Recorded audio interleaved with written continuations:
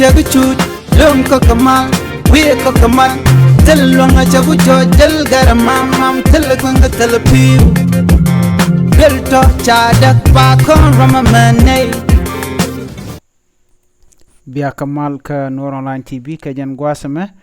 bana roche bana jeling aroy dan bana ling akui gara matot mishala do cha yak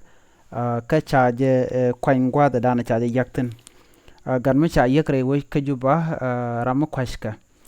mi jiram jidit bi gorujun bi subscribe ke bi janyo gane ko ken shala do shagar tor ma cha je kwany bana shuling agwa ke lodan shala do jujuba gwasala tor bieli chungten ke shek point chala do teka gan me cha kwany re duel mungot mo kwala laneja chala dano ramishal ke Musa Musa mo Musa one way galwaga no ajen kwany gado ngudo mo gare che kwany chala do gadul ngadul mo kwanya je ka tuktiang ka tabadak ka sha point the risk kb kala danan shanen kaja wude mejen wude danan kwany gat matot Musa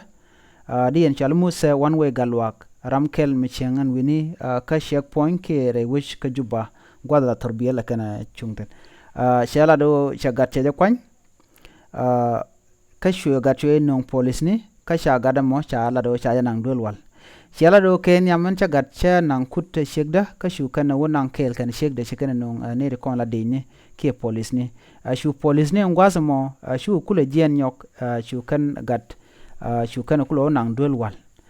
kan police kan lado shawar gana dial shawar yalla ka shane den kon ta galwan ke ne den kontin de namade kan jaga ja do goy ka shikaram me ude me je ramadan men cha namo cha jare alka kuida mnyuno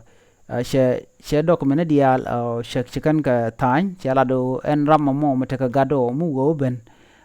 be tin kon gor ke de la let be ko kon gor shit ko be war ganta nyudo jene ramadan te ka gat be jelat charam do diet bom shek do dien bonne en shek me shalbe de Thomas ude me shalbe brigadier general Hussein Dod Jano jene director of Jebel police station re which ka juban wini roja ngwasa me ka jimi diaka I radio shek me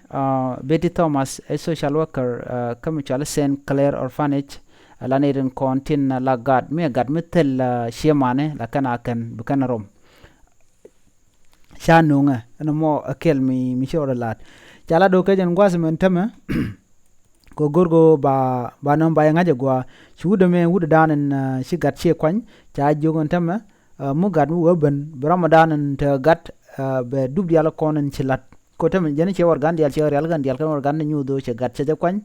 ka cha gadamo cha jenu ne de kontin de gadde kan rom menemi che ramadan te gat che ben ka baje kon ngajo ram mo man gada ki she man gada ke gwan gada ki she gwan gada ko gada me gad mi cha yek cha roje mo cha jalat en wini mi jiram jidit ken channel mi gorjin be nyane ko ken ka jan gwasame be atakamal bye bye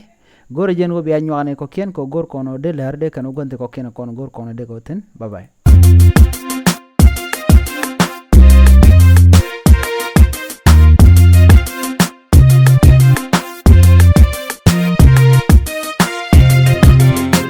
Chaguchut, Lum Kokamal, we Kokamal, Tell Longa Chagucho, Del Garamam, Telequanga Telepiu, Built up Chadak Pakon Ramamane.